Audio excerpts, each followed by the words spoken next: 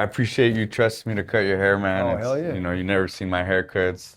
Fucking, it takes a lot, trust somebody with your hair. How would you like your haircut?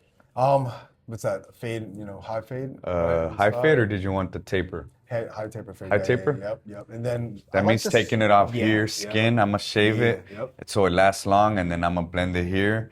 Keep your hair.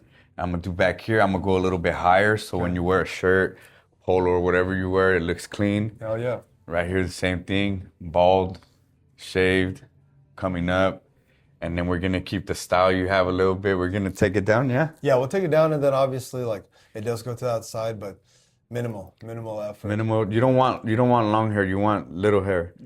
I think that's a good spot That's a right good there. spot right there. Yeah, maybe All we'll right, try cool, that. cool, cool. I have to ask, when you've gone to other barbers, what is it that you liked? What is it that you didn't like? Honestly, I didn't, man, dude, I fucking suck at going to barbershops. I was actually, I know it sounds stupid, silly and stuff, because I'm a fucking fighter. Yeah. I was like just timid when I go in there because I don't know shit about it, the lingo. So it wasn't until actually we started doing Heber. haircuts here. That's when I didn't have to worry about guessing what is a high taper fade.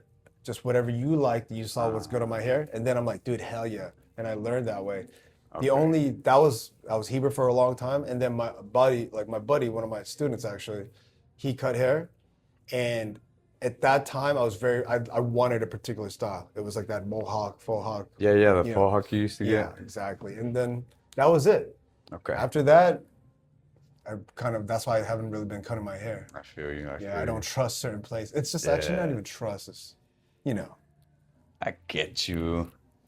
Dude, this one time I went to a freaking sports clips because I had to get this haircut because Uh-oh. it was my friend's quinceañera. It was my friend's daughter's quinceañera. Yeah. And she's like, she's family too. So I needed to make sure I look good. Yeah. No offense to white people, but dude, this girl had no idea how to fucking do it, dude. No idea.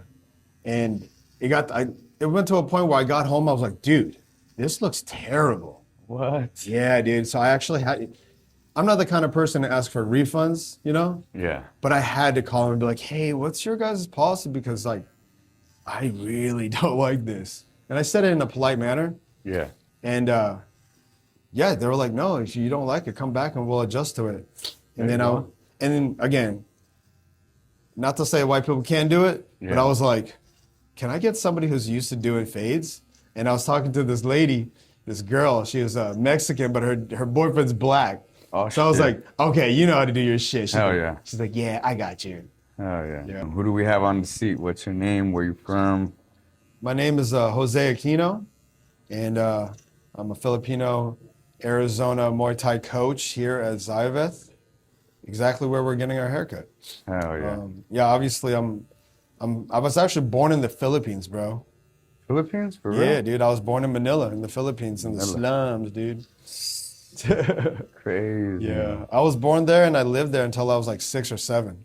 What the fuck? Yep. So you speak Tagalog? No, dude. No, I stopped speaking it, and when I first moved here to America, all I had was my mom, so I didn't like get a chance to really exercise that vocabulary, I feel you. Plus, you're 6 and 7, right? You're not really learning a lot. So I guess it was easy to. Cartoons. Yeah. But it's weird, dude. Like, I could still kind of like. There's something embedded in my brain. I mean, I'm sure you speak Spanish though, obviously. Yes. So I guess it's kind of. I mean, you could relate, but it's like this. I don't speak Tagalog now, but I could understand people if they're talking, especially if it's about somebody. I could understand the conversation. I just can't be intricate in part of it, right? Okay. So like okay, if my okay. mom's talking about my grandma in the same room as me and she's mad at me because I didn't take my daughters to a class, I can understand it. All right. Yeah, I'd be like, I'm not gonna, I just hear these words, Are you able to speak it a little, or No. you're just kind of comprehend it? I could speak to a sense, but it's kind of like when, imagine when you're talking to,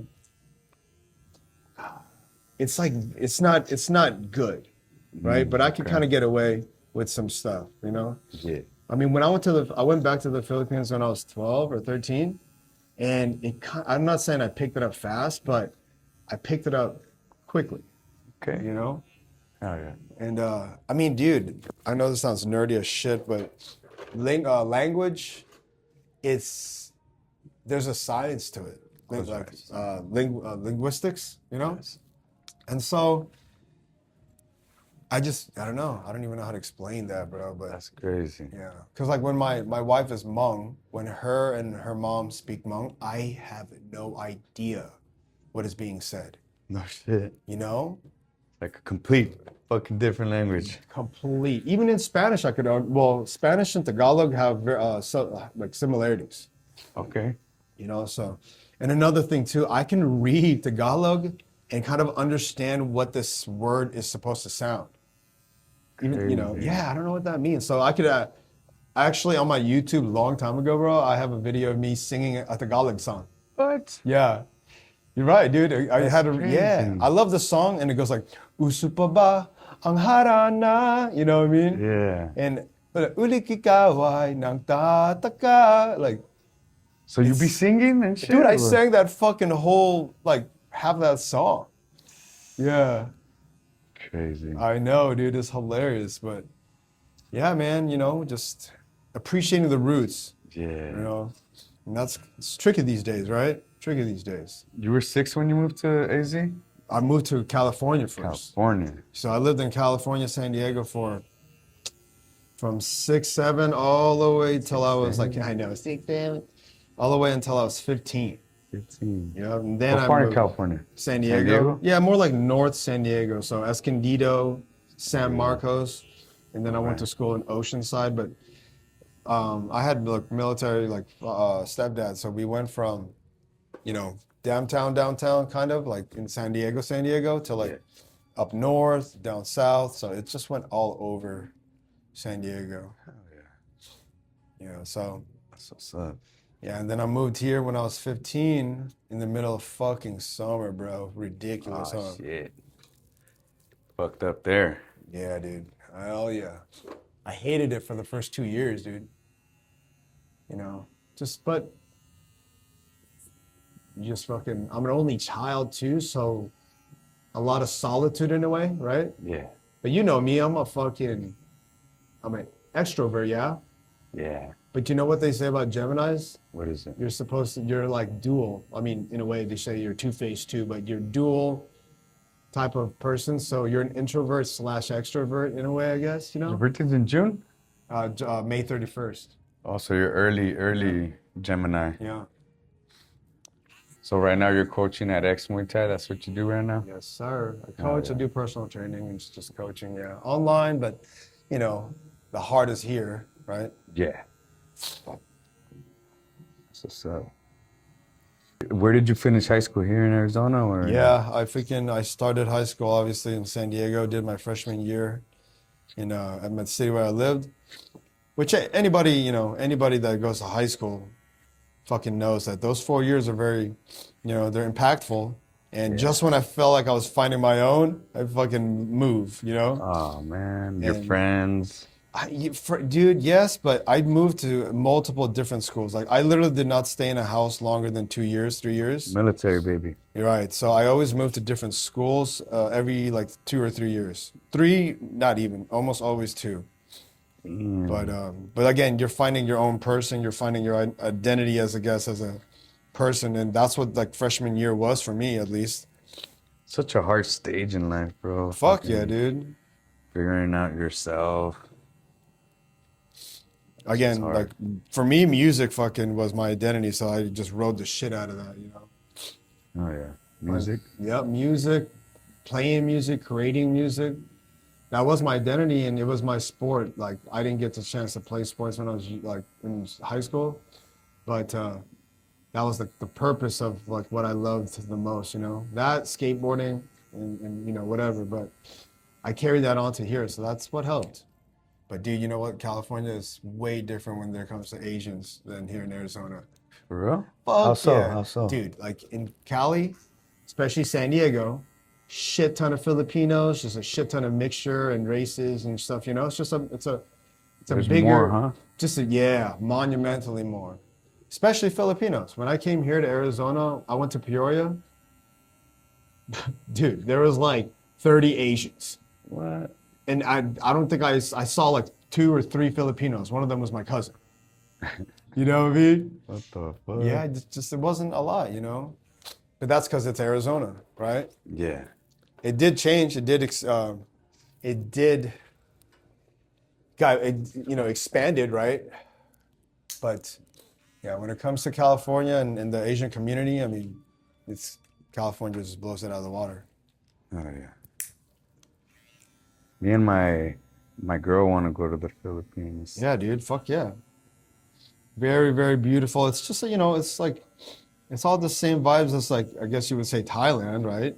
Yeah. But Street food and shit like that. yeah, I mean, just beautiful shit. But like they say that the Filipinos are the happiest people, when you go there, especially. I look at it in a kind of different light sometimes though, because I find it in a way like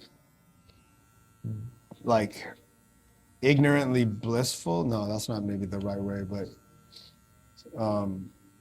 like they are happy. Like Filipinos do have a fucking just happy-go-lucky attitude, Yeah. They're good people from Yeah. what I hear, like very much like Mexicans, right? In a way. They want to make sure you eat. They want to make sure you're good, right? Mm-hmm. I mean, that's yeah, exactly. Just treating people like that, and I guess what I'm saying about that is like just what I've learned about Filipinos, especially I guess maybe I'm thinking about my family, and specifically maybe like someone like my mom.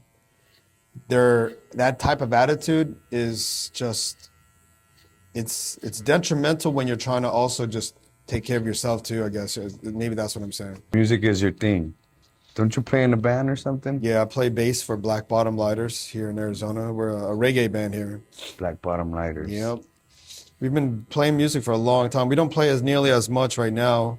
We still play maybe once a year at least for some of the benefit shows that we'd love to still promote. Like we are going on to our 10th year annual Fansgiving. This will be our 10th year in a row, bro. That's crazy. 10? Yeah. That's wild. Yep, that Wednesday before Thanksgiving, we have a sick show over in like Scottsdale. All the proceeds usually, we've been changing it up every year, but we have been finding the place that we really enjoy, which is called the Joy Bus, which is they actually, I believe she has her own restaurant now, but they started out first as like a delivery food company that like delivers for people with cancer and such. Okay. We did that. We did like kids that can't afford musical instruments, like etc. So we just do that to just give back, right? That's sick. Yeah, none of us get paid, of course, but it's so cool because we all love to do it genuinely from the bottom of our hearts, and it's such a freaking fun time. Like we're blessed to have a solid fan base that still has stuck around with us, even though we haven't created new shit in forever. Tight, yeah. So. Well, that's nice. Yep. But I mean, music is not, it's my identity as a person. I mean, I still play music just for the sake of it and for the fun of it. And, it's easy. Yeah, Yeah, it's freaking food for the soul, man. That's badass, man. Music, I don't know. Music never did it for me, Like how people say, oh, music. I can't. I don't know why. My mind's all over the place. It takes a lot for me to listen to something. I don't know a whole song, like all the lyrics. I don't know a song. You feel me? Like, Yeah. I suck. Well, I mean, it's do you cool. like some music? I like music, don't get me wrong, but I'm not like a super fan, like, oh my God, I need music. Like, I'll be cool. Like when I run, I like to run without music, with music. I prefer no music. I like to hear my footsteps, my breathing, Yeah. Shit like that. 100%. Some people can't run without it. Right. Some people can't work out without it. I hate working out without it, but, got to get it done regardless. That's right. I remember this one time, bro, I fucking was running with music and then my headphones died. Oh, shit. So I just ran, just like as you were saying, just listening to my footsteps, listening to my breathing. I fucking ended up talking to myself like freaking David Goggins, dude. It pumped me up like no other, dude. Talking shit to yourself. Bro, yeah. I was like, they say you too old, motherfucker. And then, but dude, I ran the fastest miles I ever did in that run. There you go. Yeah, dude, it was crazy. Oh yeah. So I get what you mean, for sure. At what age did you, or how did you find Muay Thai? I think I was 21, 22. 21. I might have been actually younger because it all started with watching Ong Bak. Oh yeah, I love that movie. Fucking Tony Jaa, right? Tony Jaa. I guess that's when you realized what Muay Thai is in comparison to like karate or taekwondo or, There's actual you know, contact. and just like the utilization of the elbows and knees, right? And so Tony Jaa and especially Ong Bak, he really emphasized it, right? He almost exaggerated it, but it was bad the fuck ass. Like I remember there was this one scene. I think I saw him do like a fucking double knee to this guy on a motorcycle. Like he ran towards him, he threw both of his knees. Like what the fuck? You know? Some killer shit. Yeah, a lot of Muay Baran, Yes. right? The elephant tusk. Yes, dude. Exactly. So that was cool. And then did I want to do Muay Thai there? No, not at all. But I was like, ooh, this is the newest, coolest shit. That's what I thought in my head. Oh yeah. And then, you know, from a breakup, I wanted to fucking, you know, rebuild myself and my confidence. I was like, I'm gonna join this gym. And I joined a fucking Knockout Fitness, dude. Where were they at, on Northern or something? Nah, this one was all the way out in Surprise. Oh. And all I did there was like fucking punch shit. That's it, right? Hard. But it fed that desire. And then from there, I realized, okay, I want to narrow it down to what I actually want to learn. Not just boxing. I want to learn Muay Thai, right? And so I studied it. I looked it up. Back then in the, maybe like 2006 or 7 or no, probably like 2010. 10. YouTube and Muay Thai, it was hard to really, really find a lot of it. It's not as easy as it is now. But when I found Buakaw, Sanchai, and Yatsenklai. And those were my three favorite fighters. I just watched them. I just studied the shit out of it. And that's when I realized, like, I want a Muay Thai gym, you know? So I went to Traditional Muay Thai gym. traditional, authentic Muay Thai gym. And I went to a place called, after Knockout Fitness, like 3 months, I was like, yeah, this ain't for me, you know? Yeah. I went to a place called AZ Muay Thai and Fitness. And then that one was really cool because the coach at the time, his name is Adam Gillespie, right? And he had... I heard of that guy. Yeah, dude, I'm sure you have because this is from back in the day when you were probably competing for sure. Yeah. But I trained under him and he had connections and ties with Sid Yatang, LA. Okay. And so I knew, so everything he taught was Muay Thai techniques, you know? And I loved it. I just loved the culture. Like it fed my fucking, what I was like, you know, wanting. Yep. And I was committed to, and he was a mentor. So, you know, I fucking stayed with him in loyalty, right? Then I went to, then they merged with the lab. The lab. Yeah, the MMA lab. And as much as it was whatever, I was actually getting free membership, so I was cool. At the lab? Yeah, because I was helping them out with like covering classes and stuff too. So you know John Crouch? I didn't know John Crouch. There was another owner. His name was... I think that's his name. I don't know. There was another owner that... I mean, this guy his name was Joe, and he was cool. I mean, he fucking invited me to his wedding too. Super cool. Anyways, that's how I had that connection, right? But then Adam had left, and I still liked the Muay Thai there because I felt like I was learning how to use my Muay Thai like knowledge versus something like MMA, and I still learned boxing. Like it was fine, but my fucking main coach was gone, right? Yeah. Didn't have another coach that really stuck in, and then some shit happened. I forget. I think it was like something about like no more free membership. So after that, I was like, yeah, I'm out. So I dipped. Yeah, I dipped. Like I'm gone. Huh? You're like, I'm gone. I'm out of here, dude. Yeah. Well, because, you know, at the end of the day, too, I wanted to compete more, but they weren't active for stand-up only fighters and people who want to. They're more MMA Yeah, based. more of MMA. It's all about Joe. You know, I'm not Joe. Fucking John Crouch, right? Would you run into Ben Henderson there? I sparred him, and I was cool with him, but it just didn't. I didn't mold into there. You know. Yeah. But I learned a shit ton, and I had my first fight for there, and so I learned a shit ton. I felt confident, but then I stopped training for at least like 2 years, bro, a while. But that was all right. How'd you hear about X, or when? I knew of Vin for a long fucking time. I just never knew he had a gym. But I have a buddy of mine that went here. His name is Kenny. So he told me to go at first, and I was like, this, like I said, I mean, I was committed to my loyalty with who I was with, you know? So I don't really gym. I don't gym hop like that, right? Yeah. And that's when Adam was still there. But then when he left, me and Kenny didn't really talk as much anyways. But then my buddy PJ, who's PJ, who's my wife's friend, and my friend too. PJ, Filipino PJ. Yes. And he told me to come, and so I did. I came. Where was it at? Was it here or was it out of his garage? It was here. Yeah. So PJ told me to come through here, and I did. I trained. Off the bat, Vin gave me a hookup, and then from there I just participated, and then I just loved it. I loved everything about it. I loved, like, obviously the authenticity, the atmosphere. There wasn't that many fighters at the time, but I felt like I could find my place in it. And one of my friends from back in the day, an older guy, his name is Chuck. He even said it to me one time. He's like, when he was coming here, when we all moved, he was like, Jose, you found a home in here, And I was like, shit, man, maybe I did. And sure enough, that's why I started training and fighting for this gym, and it's just fucking history from there. So it was very organic, right? Yeah. But That's it's the best. Yes, exactly. It's the best. So it's exactly what I needed for where I was at, you know what I mean?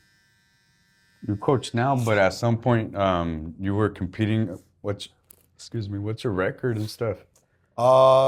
Record, I think 14-4? 14-4, damn. 14-4? 12-4? Fuck, dude, yeah. I think I only had like 4 losses. That's going to be amateurs and pros, right? So, yeah, 14-4. Something, fuck, dude, I don't even know. But off the bat, it's something like that. Yeah. So, yeah. I mean, I'm proud of it, but at the end of the day, too, I'm just... You know what I'm proud of more? Of course I'm proud of having a winning record, sure. I'm just proud to have enough experience. I just want experience, right? Yeah. Because, something that I've learned here is, like, you could have an undefeated record, that's great, but, it's better to have a fucking really good, experienced, well-seasoned record. Resume. In my opinion.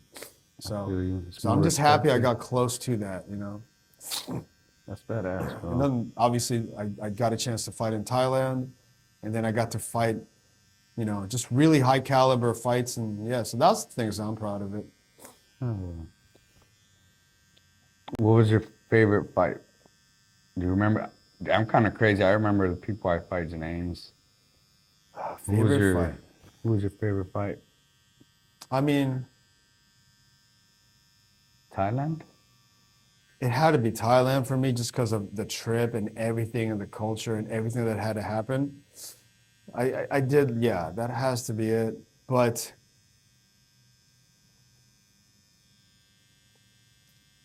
my favorite,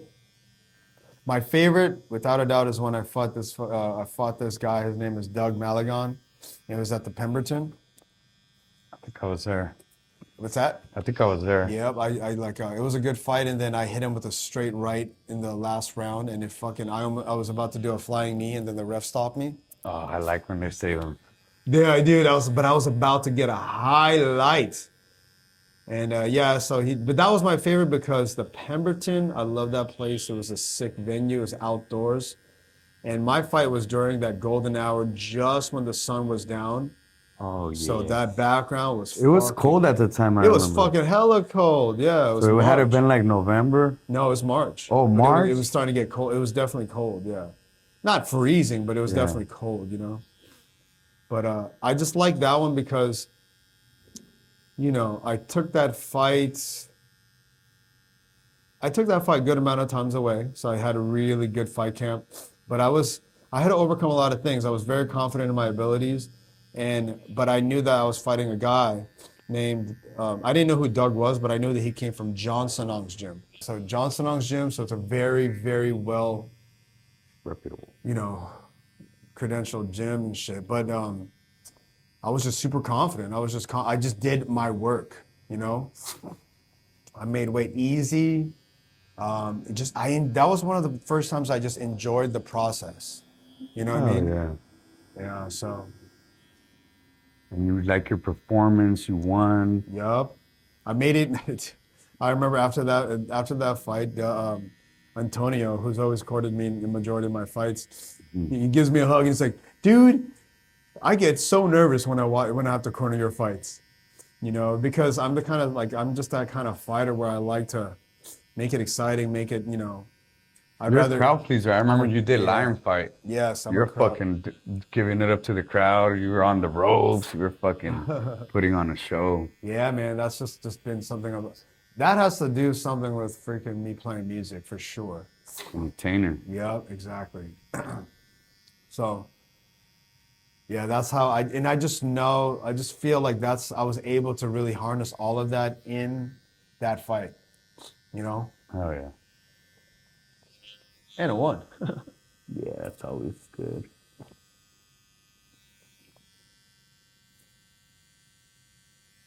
Okay. How many titles do you have? 1, 2, 3.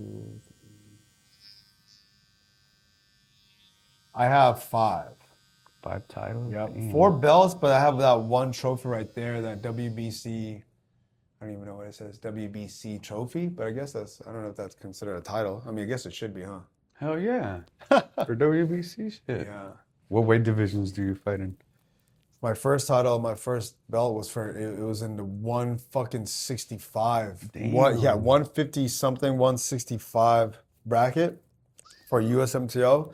And that was not a mistake per se, but that was a learning lesson because at 165, especially for my build, you know, I'm like 5'8".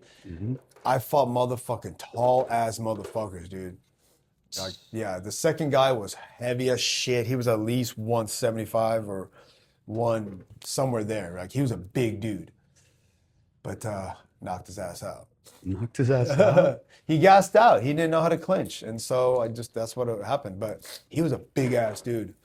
The second guy, he was from a Muay Thai gym. He was a southpaw, but he was like fucking 6'3", dude. He was so tall. No shit. Yeah, he was crazy, bro. I was like, what the fuck? Luckily for me, my experience, like, not saved me, but that's what helped me beat him, you know? Yeah. Because he didn't really know he didn't have enough experience, especially at at learning how to use his, stance / his reach, yeah. That's crazy. So yeah, that was my You first. did USMTO, the 165 bracket. Yeah, it was like 151, 151, no, not 151. 159, 165 bracket.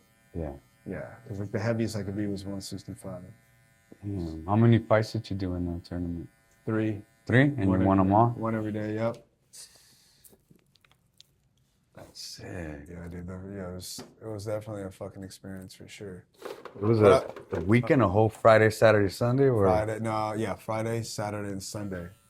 How does that work? Do you got to weigh in every day? Or what the fuck? I had to weigh in on Thursday, the day before the first fight. Yeah. And then if you win and you go to the championship, you have to weigh in on Sunday.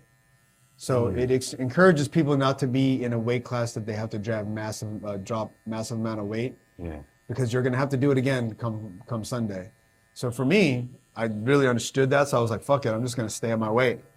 And that's what I did. That's smart. Yeah. So I did that, and you know, like that has to be even though it's like I was still very, very brand new, like that has to be one of the proudest like experiences as a martial artist, because each fight provided a whole different fucking like obstacle, you know? Yeah. And You know, the first fight was relatively easy, but I'm not gonna say Nothing's easy. Fighting ain't easy, but I get what you're saying. I mercy ruled this dude. You know, What? not mercy ruled. I remember I was just on my shit. I knew I was gonna win. I was just so determined. I remember after the first round, not to say I was toying with him, but I was, right? I remember Vin goes like this, hey, get some ring experience. I can see you can take him out, but get some ring time. Play with your food. And I was like, shit, all right. And I did. Showcase your skills. Yeah, dude. And I just remember in the third round when I was piecing him up, I just remember like I don't know what that is about me, I guess, but I just remember he was cornered and he was really not fucking trying to fight back. He was like, and I was looking at the ref. I go like this. I go like, ref, and he's like, keep going. I was like, all right, boom, Bam. yeah, I love that shit. yeah. And then the second guy I fought, he was just more of an intimidating dude. I mean, he knocked out his first opponent. He was 6'1" at least, but big build. All the tattoos. Like, I mean, obviously, fighting's fighting, right? Yeah. But through first impressions, you see this guy, you're like, oh shit. But then that's when I used some IQ. I found out that he's from an MMA gym. Oh shit. And I was like, all right, well, you know what? I'm not gonna fucking be in punch range with this guy. So when he was in punch range, I just teeped the shit out of him, And I just, everything I threw with my legs, I threw with intent. And then when we finally clinched, because I knew it was gonna get to a clinch. He didn't know how to fucking clinch at all, dude. What? I had single collar fucking positions and I stayed there. He didn't know how to get out of it, bro. And he just got weathered. He got tired and his fucking corner actually ended up throwing in the towel. Oh, Yeah, dude, it was crazy, bro. I was like, what? I love that shit. Yeah. But I fucked my leg up because of that fight. I fucking got hurt. I think I hit with my instep. You know how you're fucking fighting your ankle? Yeah. And then it was my right one, right? Mm-hmm. You're kicking one. Yep. That was just kicking it with power. So it hurt. And it hurt to move, but I was like, fuck, dude, I have to fight the next day. So I iced my leg that day. I had a show, bro. And I was playing that show sitting down with my leg in a motherfucking bucket of ice. I just had to get it done, Yeah. But the reason why I loved that whole weekend was because I fought that southpaw, right? Mm-hmm. Big dude, tall dude. Everything you need to throw is your right, Yeah.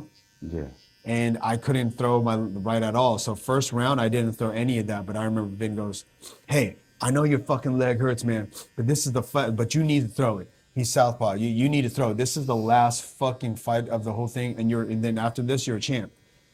First thing I did in the second round, I kicked. I kicked with my right leg, and I fucking landed straight to the body, perfectly on my shin. Like, I didn't give a fuck, dude. And yeah, it worked. That's sick, man. Yeah, I just had to realize the will to win was just, I didn't give a fuck, dude, about my body. That's so gangster. Yeah. I mean, you know that shit, dude. You know what I mean? Yeah, fucking knock me out then, It's always going to be, come on, come get it then. Yes. The corner's saying he's done. Okay, well, come get it. Live and die by that sword. Yeah, what do they say? Die on your shield? Yeah, die on your shield, yeah. Go out on your shield, or Go out whatever on your they shield, say. yep. I hate when fools cowered up, back up, like ball up, like little bitches. Yeah. Like, come on, dude. You wouldn't do that in a street fight. You know what I'm saying? Yeah. You ever been in any street fights? Dude, no, bro. No? That's the thing. I've never gotten in a fight. I've gotten into one little fucking fight, I guess you could say, but it was at a show, at a concert. Mm-hmm. And I don't even think you can count that. That shit didn't last a fucking 10 seconds. 10 seconds. And I remember I threw a knee, though. Yeah? That shit was hilarious. I threw a fucking knee. I was like, damn. Yeah, but no, I didn't fucking throw in. That's why I did Muay Thai, because I just wanted to see. I was like, fuck, dude. Could I scrap? Mm-hmm. Lo and behold, bro. You sure can. I sure can. There was a fight, and I think it's at like a swap meet area that's over like on Camelback. 35th and Camelback or some shit. And I remember we did like a couple shows there. But the guy that I fucking fought that day, I got a elbow KO. What? Yeah, dude, that shit was fucking wild. That was How my many first. knockouts do you have, G? Um, Counting them four, no, motherfuckers. five Five knockouts. Yeah, knockouts? 5 knockouts. Damn. But when One. you have as many fights as you do, you lose track, right? I know, dude. Really, for sure. How long have you been training Muay Thai? Since like 2011. 2011? Going on, what is it?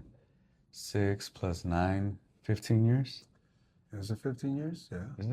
Yeah, I think Yeah. so. Damn. But I mean, again, that's just training. But Yeah. Muay Thai, I mean, and I also kind of stopped for those 2 years, so maybe less. But the potency of Muay Thai is all from here, though, because in freaking at the MMA lab, there was none of that shit, Yeah.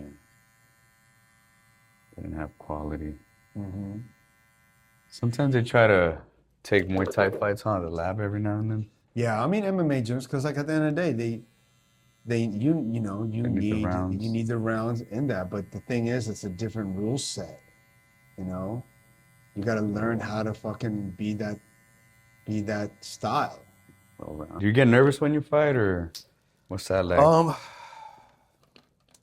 Maybe Or excited? In the very beginning, my first 5 fights, yeah, like I would get nervous, and I think the nerves had to do with maybe also just not properly like doing the weight cuts and stuff, because like I would still get dehydrated, Cramping? like how like remember like you're on the day of the fight, like you feel like you have cotton mouth, Yeah. and not from smoking, just like fucking just cotton mouth. I'm like, what the Dry fuck, mouth, dude? yeah. I'm hydrated. But then afterwards, when I started to be a lot more relaxed, I could fucking sleep. I could For real? enjoy the whole thing. I could just like laugh and enjoy the performance, Yeah. And that was just because I just knew, like, win or lose, you're gonna see me at least just try my best. Yeah. You're gonna showcase it. your skills Yeah, no matter what. exactly. And at the end of the day, some people don't like you said, man. Some people don't like to just engage, right? And as shitty as that is a part of the game. Protect your points, right? Yeah. Just because you like to fucking not. But some people go back when you should be fucking like a lion. The way I see it is like you're a lion, you're going around your prey, you're fucking circling the motherfuckers, seeing how their feet move when you go that way and this way. Should I attack here or there? You know what I'm saying? Yeah, I mean that's like the last 2 weeks at the gym was about like footwork and movement, and it was interesting to coach that one because my footwork. I mean, I'm proud of my footwork. I just love the way. It's because all the things you be doing. Didn't you teach, Yes. what did you call it here? Or do you teach I do the like ladder work? Yeah, I do that. I mean, it's all the stuff that I did, and I just did it for the sake of just adding more freaking like tools to myself. Tools on my belt, but like it all came subconsciously. And so when I was able to teach it, I was able to kind of just like Learn more? learn a little bit more. Yeah, I mean that's the beauty of teaching is like when you do I like teach, it. yeah, you get to kind of relearn a little bit of what it is you're trying to say. You're like, oh, this is how you really do it. Mm-hmm. And then it's kind of like when you're coaching, I coach for a little bit here at X. When you're coaching, bro, it's kind of cool seeing the new people like, oh my God, like you can kick so hard. Like, dude, you should see my buddy Jorge. You know what I mean? That one really kicks hard. Right. But it makes you feel good, bro. If you think I'm a beast, Huh? shit, dude, our whole gym is just filled with people who are Full just, of bad motherfuckers. yeah, man, just very, and everybody at their own way. Like, I mean, dude, I'll never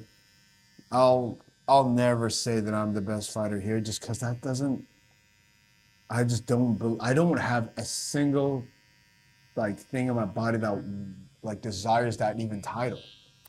Cool, man. I want our gym to be the craziest best gym. gym, Not, I don't want to be the best fighter here.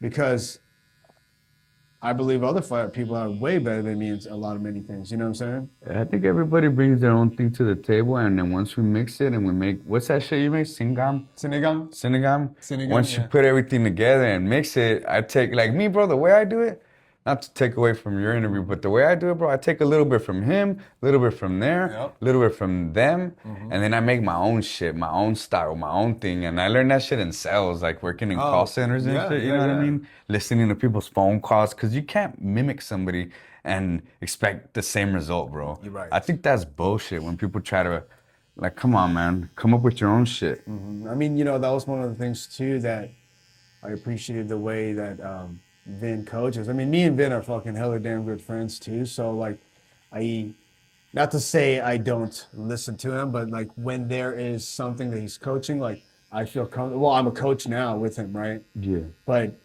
he welcomes like different Your point of view styles. He doesn't want to change your style. He wants to improve your style. Keep the fundamentals of our gym in play. But if you are at this particular style and you like to be Good that at way, this, he's gonna help you hone in on that. Exactly. And that's what makes a great coach, bro. Because motherfuckers try to change you. You're right. It's like, bro, I can't do that. I'm not like that. And you know, you just that exactly, man. You just train them to be the way that's going to make them successful in what they're doing, right? So, I mean, at the end of the day, if you're a pure boxer, you want to do Muay Thai, we're going to change your stance. That's right. Right? But we're going to utilize your hands. You know, we're going to utilize what you're fucking good at for sure.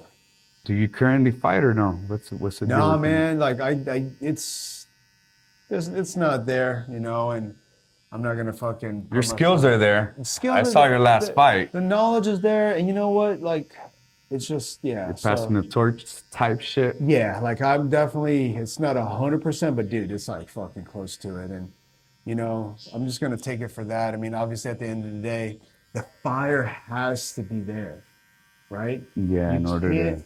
You can't let off. It's either step up or step off. Right. You can't. If your desire to lose, if your fear of losing overpowers your desire to win, that's not good, right? And I'm not saying I'm scared to lose, but my desire to win, it's like it's different, bro. So I know I can't do it. Like, I just know that my mental state in that sense, it's not. I don't want to do anything like that to dishonor the name, right? Yeah. That's what's up. That's respectable, bro. But I'm 37. So I don't feel old at all, too. So let me make some adjustments in personal life, and then we'll see how it goes. Yeah. You know, I really believe a lot of people are still capable of competing to a certain level. You know, and I have no desire to be a fucking world champion. So I know that, like, you know, I don't have to worry about meeting those expectations. But do I want to compete again in the ring? That's not out of the realm of possibility for sure. Yeah. You know? All right. The ego in fighting is it's a very interesting one, huh? Yeah, man. It's a very interesting one. I think you got to be able to turn it on and off. A lot of motherfuckers don't. That anger shit, like, I feel like you don't have an ounce of anger in you. And I feel like for me, in my career, it got me so far, and it's only going to get you so far, bro. Like, you can't. I don't know. You got to be zenned out, bro. You got to be calm. You got to be able to get mad and get yourself happy. You got to be balanced. And I don't know, man. That's 100. That's exactly it. I mean, that's the experience in yourself that you realize that. Because, I mean, look. Got to know yourself, bro. Got to know, yeah. Got to know yourself. Like I said, remember, like, not everybody wants to engage with you in the firefight. Yeah. And that frustrates you. You know? Yeah. And you realize, holy shit, that's one way to lose a fight, that's one way to win a fight. And I was like, nah, dude, I wanted to lose a fight by getting dropped. Yeah, you know? kill me. Yeah, fucking I don't want to lose by fucking points. Like, I feel good still. Like, we should keep going. Yeah. You know, I don't like that one. I hate losing on points, bro. I feel like I got robbed on my fights. I felt like I got robbed. Man. Have any goals this year, bro? What's up? My goal this year is to really just it's just to really get more promotion and, you know, really just find my new lane in my career in terms of not being a fighter per se, but being more of someone of this sport. So, you know, I'm going to be like releasing some stuff as a, not just, I don't want to say content creator, but I mean, I'm going to be able to release some products that emphasize my specialties. I mean, like, I love coaching. I love coaching Muay Thai. I love coaching strength training. I love coaching the youth. I love coaching in any aspect. I mean, and the hardest aspect of that is it's a self-giving. It's you want to give that shit for free. Yeah, But I hate this, making money off the shit I love, bro. yeah, man, I it's can't, like, exactly, yeah. And but you know what? In this day and age, that's just I not gonna gotta work. eat. Yeah, well, you fucking gotta feed my kids, right? Yeah. And so I'm trying to just find that balance, trying to find that pathway of monetizing what I am good at. And I already do, but I need to, now it's going to A be bigger scale. a bigger scale. Yeah. So I've got some brands, I've got some stuff I want to be able to release this year. So that's that. And I've also got some other projects with, fellow people who are not media per se, but like, in art, not per se music, but there's just some ideas that I feel like I'm just filled with a lot of plethora of ideas that I need to take action. So And that's nothing it, to man. but to do it. Yeah, exactly. So utilizing the tools and just, you know what? Aside from all of that, just fucking watch my kids grow. Damn, hell yeah. How many Yeah. kids do you have? 3. 3 kids? Three kids. Tell me their names and ages. All girls, man. All Oh, girls. fucking fighters have girls, bro. I have 2 Dude. daughters too, man. Bro, I fucking read this thing that said curse. I read this thing that said about that, dude. It's from all of our. I'll send it to you, but it's because of the way we trained from all that testosterone. We let out. Yeah, and all of and it's kind of like We leave it in the ring.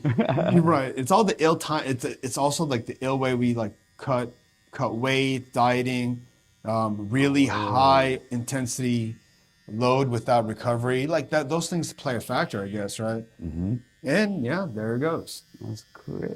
I read something about that too. It was completely separate, but it was of that same vibe. So, All right. yeah, man. I mean, I got all girls. You got all girls. Jorge got all girls. Yeah. You know. So, I thought about this the other day, to be honest with you, because I mean, I've had to make peace with a lot of that because I do want a boy, but you know what? The sake of like legacy in myself, because You don't want to be self. Oh, okay. because I've learned this. I mean, yeah, I'm not saying yours is, because yours is very smart when you think about there's only, there's all girls, right? Yeah. There's 2 things I was thinking about. I was like, hey, does this mean that my girls can't fucking keep their last name? Yeah. But then I was thinking about like, Hyphenated, right? yeah, and also, but I was thinking like, if I'm gonna have a man that's gonna take care of my girls the way I would assume like a man should, you got to take that name, their name, Yeah, it's a sign of respect. It's a sign of respect, right? Like in the Bible, it's very much about submitting to your spouse or whatever. Yeah, exactly. Like, I don't know. It's not even that, bro. I think it's just, it's not to say, oh, you're mine, right? Yeah, but you are. In a way, yeah. I agree. And so that's one thing I thought in my head. But then I realized this. My legacy isn't my name. My legacy is who I am. And as long as Your legacy lives on. Who cares how your legacy is 3 generations later? You don't even know who that person is, right? You're going to care about your legacy from your kid, The present and moment. your grandkids, right? Maybe great grandkids, but at the end of the day, it's those 2. Those are the legacy you want to know, right? Yeah.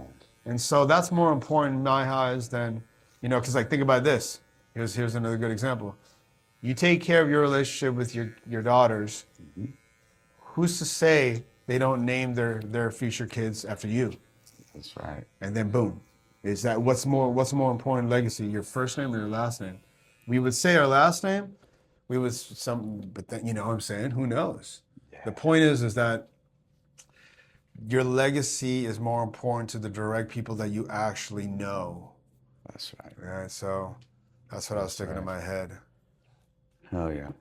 Fucking, you're good, fool. Check it out. Yes, sir, bro. Yeah, dude. I'm a different person. You have yours now. I've got ears now. Yes, sir. Thank you, brother. Yeah? Hell yeah. Thank you for trusting me, bro. Love you, bro. Love you, dog. Hell yeah. It's a wrap.